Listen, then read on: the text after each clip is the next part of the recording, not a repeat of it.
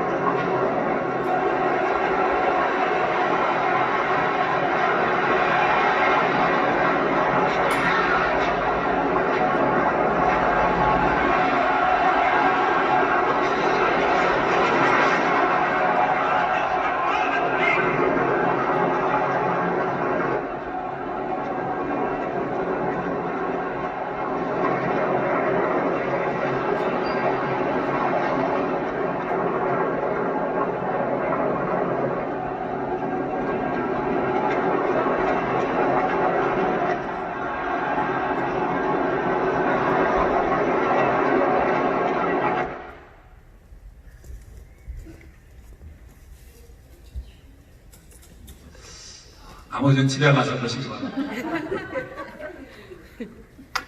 언제 보셨어요? 초등학교 다닐 때 보셨는지 그 후에도 가끔 보긴 했습니다만 중요한 장면 그런 장면은 기억하는데 전체 스토리는 이렇게 잘 이어지지 않았는데 오늘 설교 준비하면서 다시 한번 이 배너가 어떤 영화인가 자료를 찾아보았어요.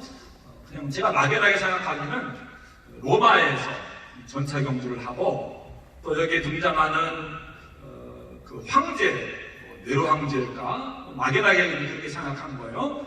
그리고 이제 교회가 로마에 의해서 한참 박해를 맞을 때에 그런 역사적인 배경을 가지고 있는 것으로 생각을 했었는데 그게 아니더라고요.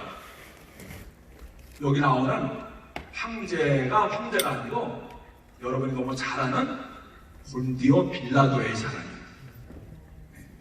수많은 군중들이 모여있고 거기 황제가 있잖아요.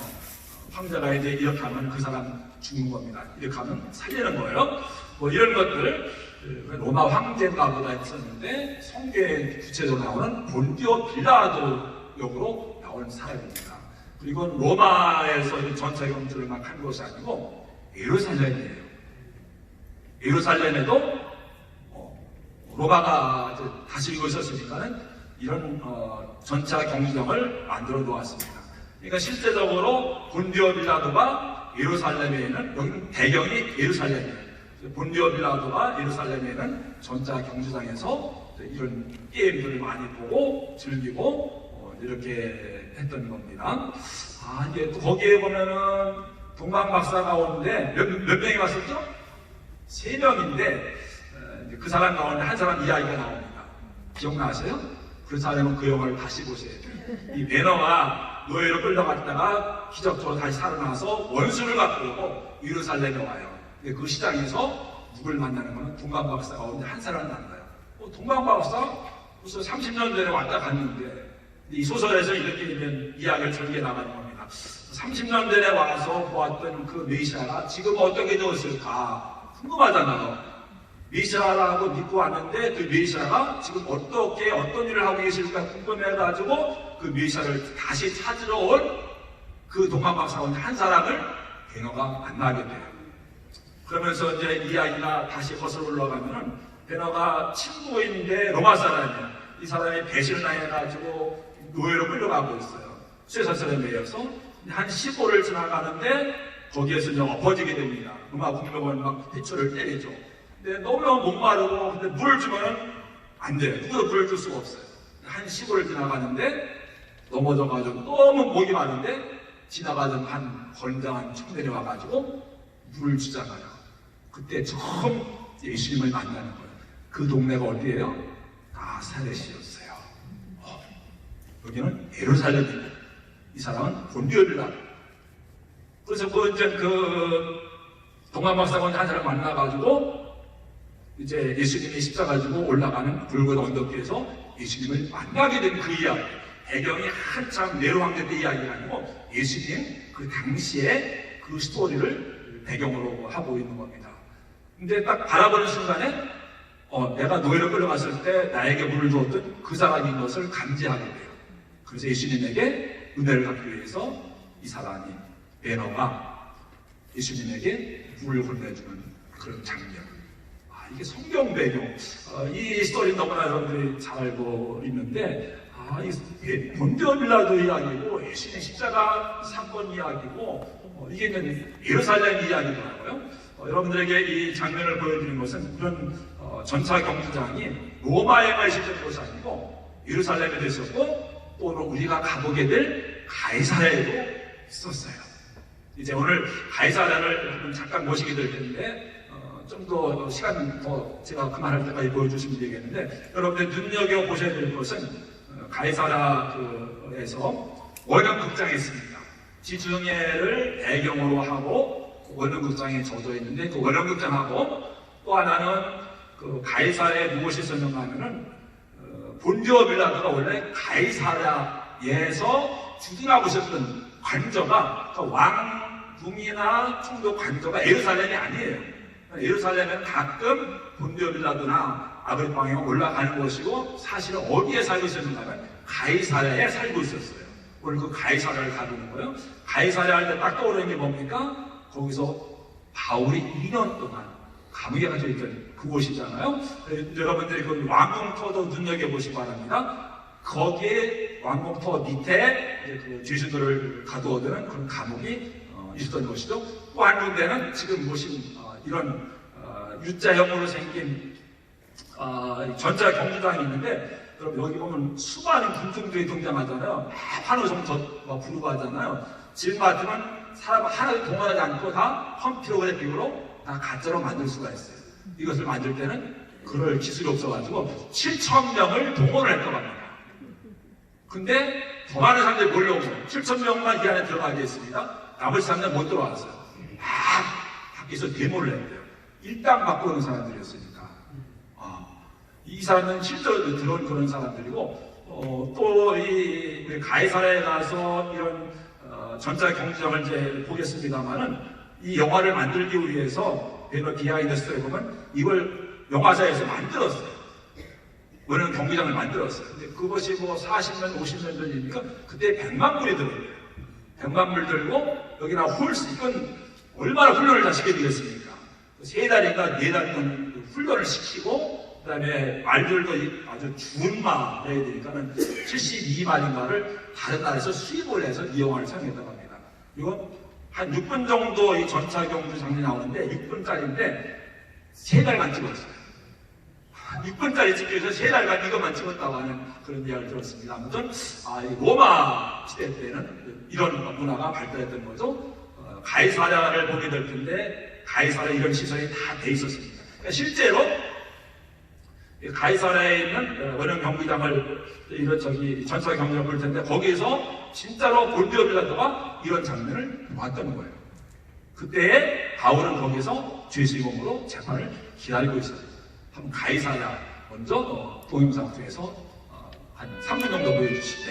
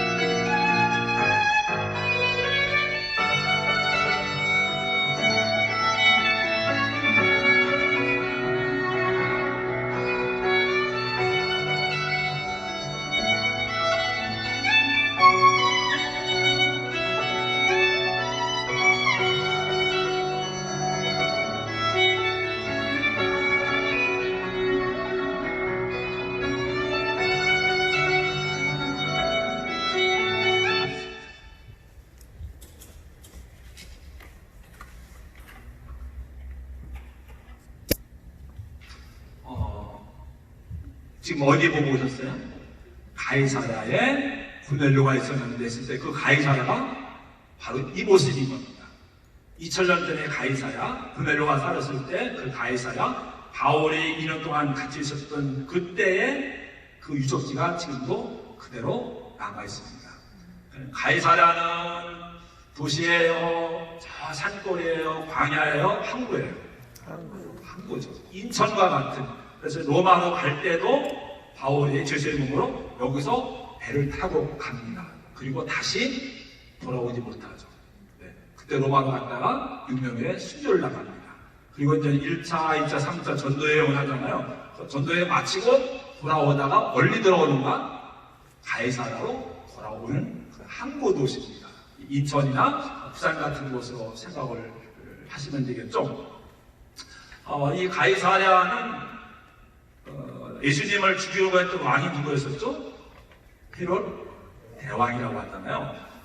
그 사람이 로마 황제에게 잘 보이기 위해서 이런 인위적으로 아무것도 없는 곳에다가 항구 도시를 만들었어요. 어마어마한 그 공사, 건축 공사를 통해서 이런 도시를 만들고 그 안에 원형 극장도 만들고 전차 경정도 만들고 왕궁도 만들고 그리고 가이사랴에게 이것을 바칩니다. 가이사랴가 무슨 뜻이에요? 시저, 황제에게 이것을 바칩니다. 충성을 맹세합니다. 그래서 가이사랴라고 하는 이름이 붙은 이곳입니다. 가이사랴. 그러니까 완전히 로마식 도시인 것을 알 수가 있습니다. 정말 아름답죠. 정말 아름다운 그런 곳이었어요. 가서 우리는 이제 갔을 때 저녁 때쯤 도착해가지고 해가 뉘어서 저물어 갈 때나 이런 원형극장이나 이런 데 들어가지 못해서 너무 일찍 불을 탔습니다. 그래서 들어가지 못하고 밖에서만 봤었는데 그 원형극장에서 저기에서 무슨 일이 있었는지 아세요? 이거 중요합니다. 졸면 안 돼요. 잘 보세요. 너무 아름답죠. 이게 사천석입니다. 2000년 된 곳입니다. 근데 로마식 도시에는 로마가 어디를 정복했을 때는 큰 도시에는 다 저런 원형 야외 극장을 만들죠. 그러면 지금도 저기서 공연을 해요. 기가 막히겠죠.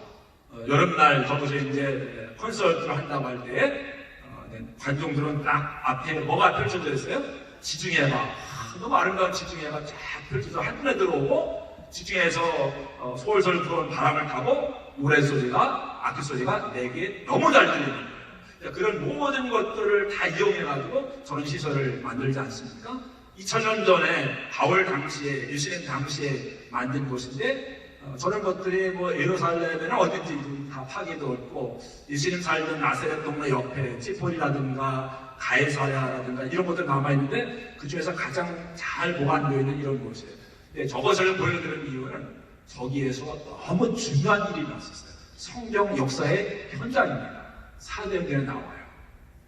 예루살렘에서는 헤롯 아그리파가 성경에 헤롯이 많이 나오죠. 헤롯 왕이. 근데 같은 사람이 아니에요. 3명, 4명인데 그냥 라스네에만 헤롯이라고 이름을 붙인 겁니다. 그러니까 지금 저 원형 경주장을 만든 것은 지금 이야기하고 있는 그 헤롯의 할아버지였어요.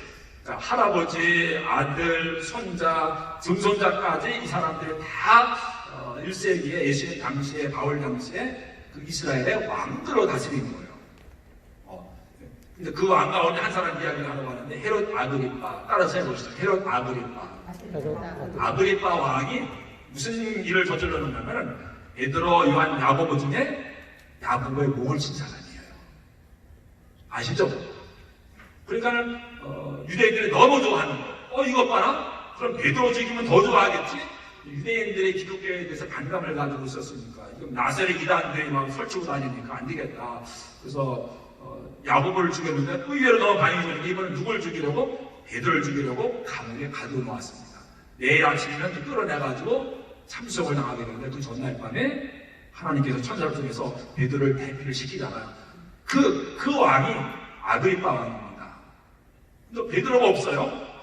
그렇게 하고서 아그리파가 다시 가이사랴로 내려온 거예요. 왜? 여기 원래 왕궁이 있었고 그 관저가 있었으니까, 총독의 관저가 있었으니까 여기에 내려왔는데 이제 그 로마 황제의 뭐를 기념하는 그 축제를 벌이게 되었어요.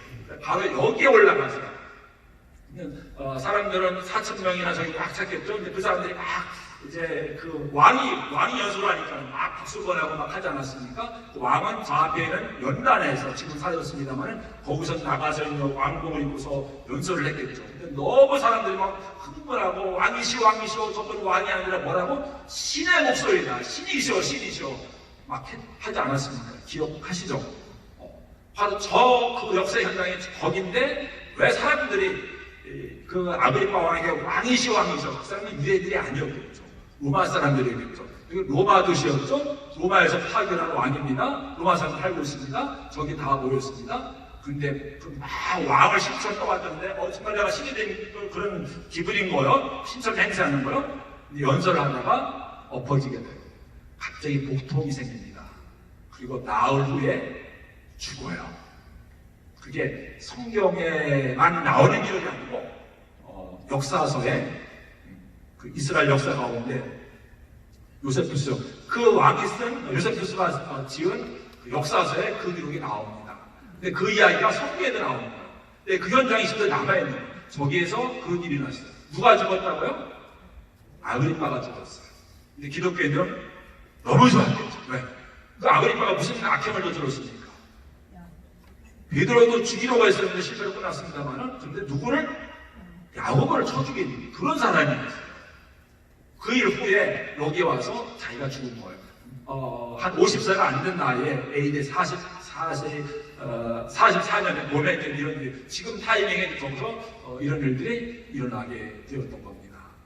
그러니까 성경이 기록한 이유는 뭘까요? 그가 왜 그런 일을 당했다고 하나님에게 천벌을 받았다라고 하는 그 이야기를 우리에게 해주려 한 거죠. 그래서 이제 저곳에 베드로가 이제 오늘 고넬료 때문에 가게 되는데 베드로를 죽이려고 했던 아그리파는 저기서 죽었어요.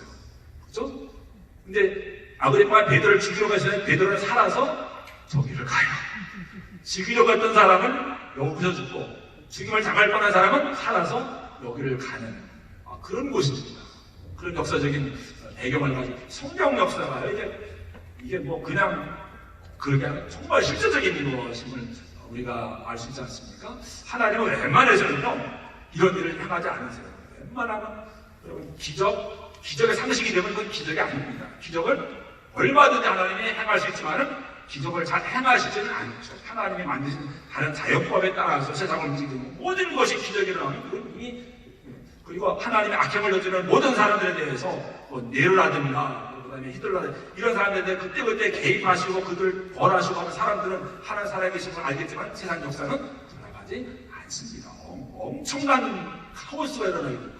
하나님은 악행을 행하는 사람도 다윗을 그렇게 죽이려던 사울도 하나님이 내버려 두시다는 거예요. 이게 버렸는데도 40년 동안 계속 왕자에 앉아서 왕노릇을 하잖아요. 그 사울이 죽은 다음에야 다윗에게 사울 죽었으니까 다윗아 네가 왕이 되라 이렇게 말씀하시지 그 사울이 악행을 행하고 하나님 버렸으니까 빨리 다윗이 왕이 되야 되니까 내가 사울 죽여야지 그런 분은 아니세요. 근데 여기에서 죽었던 누굽니까? 아그리파는 의외로 하나님 또 그렇게 치더라고요. 그랬던 것을 우리가 봅니다. 그 다음 사진 뭐가 있습니까? 여기 이제 왕궁터입니다. 저기에 이제 누가 그 본디오 빌라도의 고난을 받으사 그 사람이 여기에 있었던 거예요. 그러다가 이제 일이 있으면은 예루살렘에 올라가는 거예요. 아그리파 왕도 여기에 있다가 일이 있으면 올라가는 것이고 그래서 성경에 보면 그때 항상 어디에 나타나요? 예루살렘에 나타나죠. 예루살렘에도 뭐 이렇게 관저가 있긴 있었지만 거기 있는 게 아니고 여기는 이제 로마 도시로 만들었기 때문에 다 여기서 머물렀는데 여기에 이제 그 아래층에 보이는 곳 그 밑에 바울의 이때 동안 같이 있었다고 하는 감옥 같은 곳이 시설이 여기에 있는 겁니다. 우리가 배너 영화도 보고 했는데 오늘 10장 1절에서 가이사랴 저는 가이사랴 안 보여주셨습니다. 저는 가이사랴에 누가 살고 있었더라? 고넬료가 살고 있었더라. 고넬료는 무슨 일을 하던 사람이에요?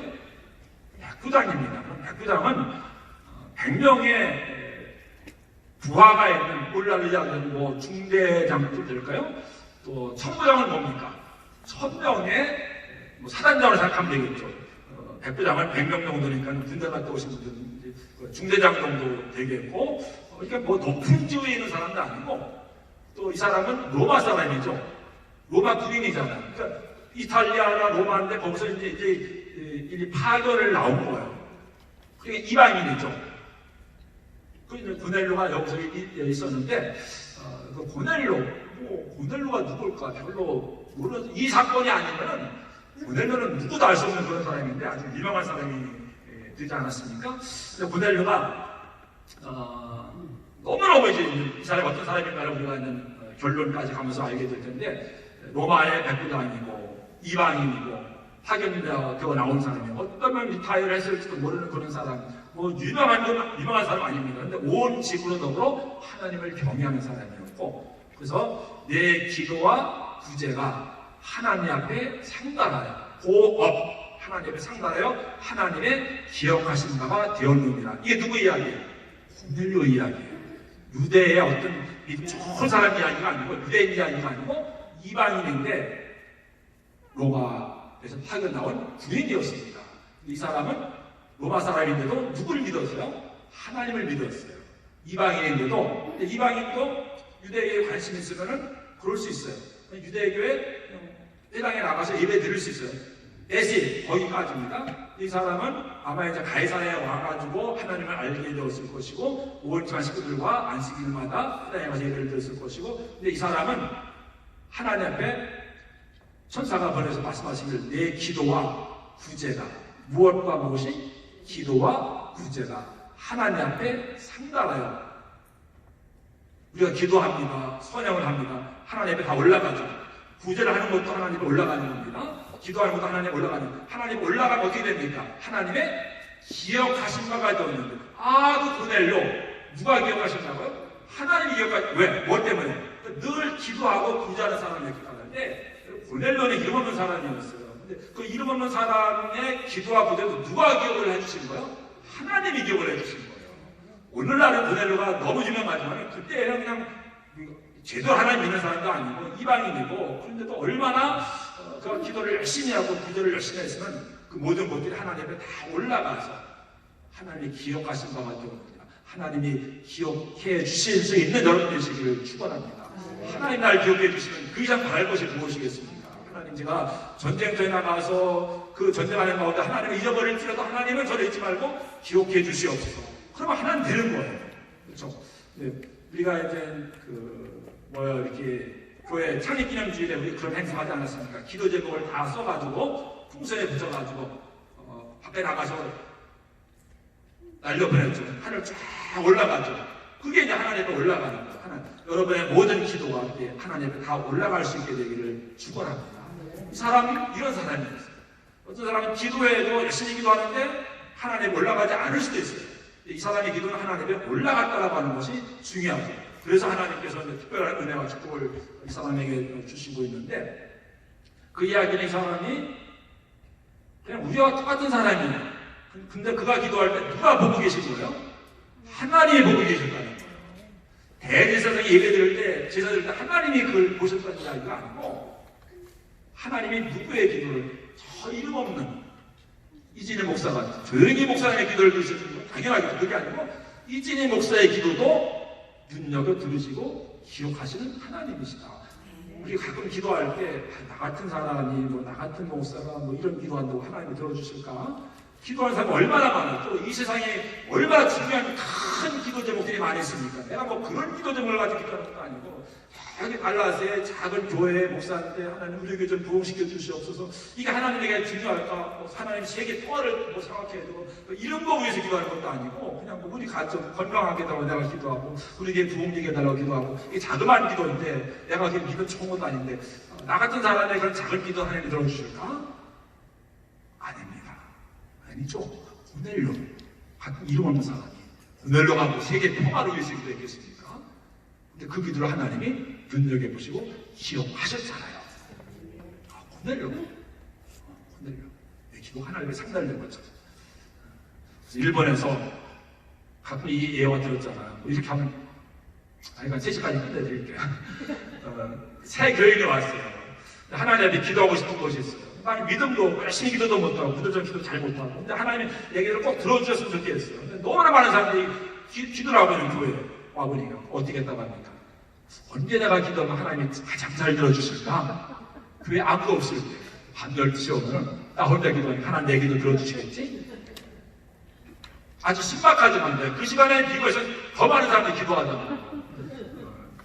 그러나 그 신박한 마음, 하나님께서 내 기도를 들어주시면 얼마나 좋을까? 그 간절한 마음, 하나님의 그런 마음을 보시는 거죠. 내가 기도할 때 하나님은 내 기도에 집중하신다. 그래가지고 이 사람이 이제 오후 3시에 하나님의 환상을 보여주십니다. 환상을 보여주시는 거예요. 요바에 가서, 요바를 잠깐 보여주실까? 요바에 가면 베드로라고 하는 사람이 있는데 그 사람을 청에다가 말씀을 들어가. 요바는 지금이 어디예요? 텔 아비브예요. 텔 아비브는 봄의 언덕이라는 뜻을 가지고 있어요. 너무 아름다운 이름이죠. 근데 제가 가본 도시 중에 그중에서 가장 예술적인 도시가 이곳이에요. 집 하나하나가 그냥 아닙니다. 너무너무 다 아름다워요. 대문이며 그러면 저기를 다 이제 1시간, 2시간 안에 불문만 다니면 너무너무 아름다운 예술의 도시입니다. 지금도 예술의 도시고 또 저기서 요바에서 요바하면 누가 떠오르죠? 한 번 더 사진을 넘겨주실까요? 요바 그 동네 한가운데 뭐가 있습니까? 고래가 있죠. 저기서 요바에서 그 요나가 다시 들어가는 배를 타고 갔다가 진이 한복판에서 풍랑만 죽잖아요. 안 죽어도 참. 저 고기배속에 들어갔는데 저 동네의 상징은 저 큰 물고기예요. 물고기예요. 근데 요바가 여기에 요바가 아니고 베드로가 요바에 가셨었는데 베드로도 또 환상을 보는데 비슷한 환상을 본 거예요. 하나님이 뭘 위해서 보자기에 산 것을 내려주시는데 보니까는 다 못 먹는 것들이에요. 다 징그러운 것들이에요. 부정한 것들이에요. 한 번도 먹어보는 것들이 아니에요. 근데 하나님이 먹으라고 하는 거예요. 하나님 무슨 말씀이세요? 내가 이것을 왜 먹어요? 안 먹습니다. 먹으라니까. 안 먹습니다. 먹으라니까. 예, 알겠습니다. 이상한 그런 환상을 본 거예요. 근데 그때 밖에 와서 어떤 사람이 문을 두드리는 거예요. 하나님이 그런 환상을 보여주셨구나. 못 먹는 그 부정한 것은 뭐였습니까? 이방인이잖아요. 전혀 모르는 이방인이 와서 베드로를 통해서 가게 됩니다. 얼마나 번거니까요. 기도를 보여주시죠. 예, 요바에서 가이사라까지. 예루살렘 보이시죠? 베드로가 예루살렘에 있다가 요바로 내려갔습니다. 그 환상을 보면서 이제 누구의 집에, 고넬료의 집에 가기 위해서 가이사라로 가고 있습니다. 사실은 직선은 아니죠. 그때는 직선은 저쪽에는 다닐 수가 없어서 다 지력 뭐 이런 것이기 때문에 좀 돌아가야 되는데 그럼 한 35km 정도, 그럼 한 20마일, 그럼 한 뭐 이틀 정도 걸리는 거기를 요바에서 이제 가이사라로 베드로가 가게 됩니다. 가서 이제 거기서 부흥회를 하게 되는 겁니다. 이야기합니다. 내가 사실은 유대인이기 때문에 당신들을 만나러 올 필요가 전혀 없습니다. 오고 싶지 않았습니다. 근데 하나님께서 저에게 환상을 보여주셨고 또 고넬료에게도 환상을 보여주셔가지고 하나님의 뜻이구나 하고서 제가 와서 우리 여러분들에게 말씀을 전하게 되었습니다 하면서 예수님에 관한 이야기를 그들에게 이야기를 해줍니다. 근데 거기에 모였던 사람들은요 그냥 중대장이 상관이 오라고 하니까 와 있는 사람들이에요. 그냥 아는 사람들이에요. 뭐 이 정도도 안 됐을 거예요. 그러니까 교회는 말하자면 그날 모인 부흥회라고 한다면 그날 부흥회 온 사람들은 예수의 일자도 모르는 사람들이었어요. 교회라고 하는 처음 나온 사람들이었어요. 복음을 한 번도 들어본 사람들이 아니었습니다. 이방인들이었어요. 하나님 모르는 사람들이었어요. 근데 베드로가 거기서 그날 예수님에 대해서 예수님이 이런 분입니다. 복음을 전하는데 무슨 일이 일어났어요? 말씀을 듣는 모든 사람들에게 성령이 임하신 거예요. 방언을 말하는 거예요. 누구도 기대하지 못했던 엄청난 일이 벌어진 겁니다. 그걸 보고 베드로가 놀랐습니다. 베드로가 놀랐어요. 누가 아파가지고 안 걸려서 저에게 와서 기도받으러 왔습니다. 당연히 기도받으러 오겠죠. 제가 기도해 주겠죠. 근데 기도받고 그 사람이 났어요. 그럼 누가 놀랄까요? 이동은 제가 놀랄까요? 그냥 기도해 주는 정말 났네? 정말 났네? 이게 이상한 건데 정말 났네? 정말 그런 것 같아. 내가 기도했는데 아니 정말 나도 놀랄 것 같아. 베드로가 부흥회는 성령님한테 내가 이렇게 능력이 있네? 내가 이렇게 말씀 잘한다. 부흥 사원 되겠네? 그래서 놀랄 것이 아닙니다. 이 사람들이 막 은혜 사모하고 말씀 사모하고 막 성령 충만 기도하다가 성령 임하는 것도 아닙니다. 뭐라고 이야기했어요? 예수님을 전혀 모르는 사람, 교회에 처음 나온 사람, 아무도 세례받은 사람도 없어요. 근데 그들이 성령 받은 거예요. 이런 일이 언제 있었어요? 거슬러 올라가서 13년 전에 우리가 알기로는 뭐 마가의 다락방이라고 하지만 성전에서 50대를 모였을 때 성령이 모든 사람에게 불꽃처럼 임하지 않았습니까? 그때 방언으로 말하고 하나님의 크신 일을 증거하고 그때 베드로가 설교하고 그때 3,000명이 5,000명이 세례받은 사건을 기억하시죠. 그 사건이 그때는 어서 예루살렘에서 있었는데 13년 후에는 요 모임에서 그런 일이 일어나게 된 거예요. 오늘 베드로가 능력이 있어가지고 하나님 이 사람들에게 성령을 주시옵소서. 기도해서 이런 일이나 아니면 말씀을 잘해서 은혜받아 성령 받은 것일까요? 다시 한번 보면 베드로가 이 말을 시작할 때 말씀을 전하기 전에 한참 말씀을 은혜받고 막 무리입는 것이 아니고 뭐 여러분 나는 보기 싫었는데 뭐 이런 이야기 하는데 성령이 임한 거예요. 그러니까 말씀 듣고 성령 받은 거예요? 말씀 다 듣고 은혜 받고 성령 받아야 되겠구나 우리 회개해야 되겠구나 그래서 된 것이 아니고 그냥 내가 말을 시작할 때에 우리에게 내릴 것도 먼저 똑같이 그들에게 성령이 임했다라고 사도행전 10장인가 11장에 나와요. 저는 말씀 듣고 은혜 받는 게 아닙니다. 기도해서 은혜 받는 게 아닙니다. 또 그들이 믿음 보고 하나님 성령을 주신 것도 아닙니다. 근데 어떤 일이 일어나는 그것을 보고 바울이 놀란 거예요. 베드로가 놀란 거예요. 요즘 제가 바울에 빠져 살다 보니까 베드로가 놀란 겁니다. 오늘 제가 바울이라고 이야기해도 누구로 받아들여야 돼요? 베드로. 제가 페이스라고 해도 여러분 페이스로 받아들여야 돼요. 그거 잘 안 웃던데 우리 잘 모르실 거예요. 우리는 믿음을 뭐라고? 페이스. 주위에 페이스 하면 믿음 있는 자가 아니고 당신 얼굴이 있습니까? 그 이야기잖아요. beautiful face. 목사님 페이스로 발음해도 이 사람은 페이스로 받아들이는 거죠. 그러니까 제가 베드로라고 바울이라고 이야기해도 베드로 받아들이는 거예요. 제일 놀란 사람은 성령 받은 사람들이 아니고 그걸 보는 베드로예요. 왜냐하면 이방인도 성령을 받아 충격받은 거예요. 그때까지 베드로는 뭡니까? 이방인들은 하나님 나라 안으로 들어올 수 없다라고 믿고 있었어요. 누군데? 베드로인데. 그러니까 바울이 가서 하나님 나라를 이방인 위해 서들어 부르셨습니다. 그러니까 이런 니즈요. 고백홈. 신천지 어서 이단이야. 그러니까 이방인들에게 복을 전하는 사람, 이방인들이 왜 복음을 전해? 구원받지 못할 사람들인데 그때까지 그런 생각을 가지고 있었는데 이방인들에게 하나님이 성령 부어주신 거죠. 아니 우리에게 부어준 성령을 저들에게 부어주시네? 저들도 하나님의 자녀가 될 수 있네? 그럼 세례 줘야지. 그날 세례받은 거야. 이래서 기독교 2000년 역사 첫 번 이방인 기독교인이 탄생하게 된 어디에서? 가이사랴에서. 우리가 많은 교회 다녔는데 그 교회가 시작이 아니고 제일 중요한 교회가 어디입니까? 가이사랴. 이 가이사랴는 여기에서 교회가 시작되어진 거예요. 예루살렘에 있는 유대인들 교회가 시작되어졌죠. 그 다음으로 이방인 중에서 맨 먼저 교회가 세워진 것이 가이사랴 교회입니다. 그리고 첫 번째 성령 받고 세례받은 기독교인이 누구예요? 고넬료였어요. 고넬료 이방인이었어요. 너무 중요한 것이에요. 우리 마태복음 1장에 이제 예수님의 족보가 나오잖아요. 뿌리잖아요. 또 우리의 뿌리는요 예루살렘이 아니에요. 여러분 예루살렘은 유대교의 성지죠.